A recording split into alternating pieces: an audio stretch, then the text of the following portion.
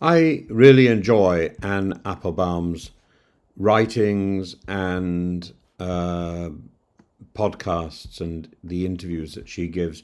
She seems to have her thumb on the pulse of what's going on, particularly with Putin. I think it helps that her husband is the foreign minister in Poland. And her central insight is that Vladimir Putin thrives on chaos, not merely tolerates it as a byproduct of his rule, but cultivates it as a method and an end. And she portrays him not as a calculating territorial negotiator in the traditional Bismarckian sense, but as a destroyer, a leader who seeks to unpick democratic norms, fracture alliances, and sow disorientation until no coherent opposition can form. In her reading, the West has not fully grasped this, and we still need to approach Putin as if he were, or we tend to approach Putin as if he were pursuing a finite, negotiable set of war aims. And Applebaum insists that he is fighting an existential, ideological campaign against the very possibility of an independent, democratic Ukraine, and by extension against any political model that could inspire Russians to reject his rule. On that reading, the Alaska meeting between Trump and Putin looks far less like a peace summit and more like a potential gift to the Kremlin. And Applebaum's caution is clear. Without sustained, consistent military, economic and political pressure, Putin will not stop. He may accept a tactical pause, but only to regroup, rearm, resume.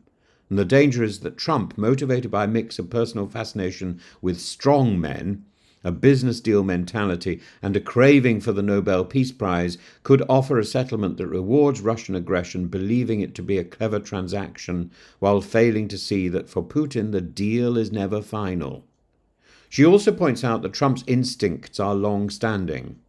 Suspicion of alliances, admiration for unchecked power, and a transactional view of foreign policy predate Putin's rise. This makes her doubly wary of an Alaska meeting without Ukrainian representation. In her metaphor, if you're not at the table, you're on the menu.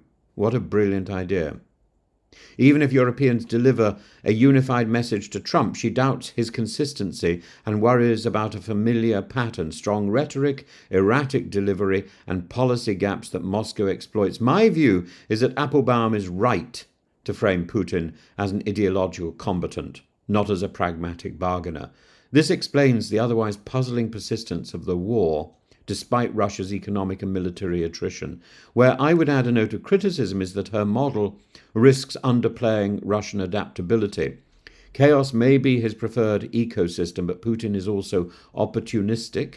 He will accept stabilization if it consolidates his hold, and he has sometimes shown patience when a direct clash is too costly. In fact, patience is something he's shown for 20-odd years. That nuance matters because it means that the West's problem is not just recognize the chaos, but close off the pauses he can exploit. In the immediate context of Alaska, Applebaum's warning translates into three hard tests for any outcome.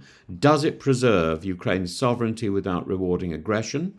Does it maintain consistent Western leverage of sanctions, arms, and diplomatic unity rather than offering a one-off gesture?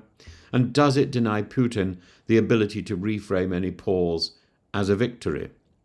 If the answer to any of those is no, the meeting risks becoming another entry into the Kremlin's long record of pocketing concessions and returning to the field. And on that, Applebaum's skepticism feels not only justified but essential. What a brilliant person she is.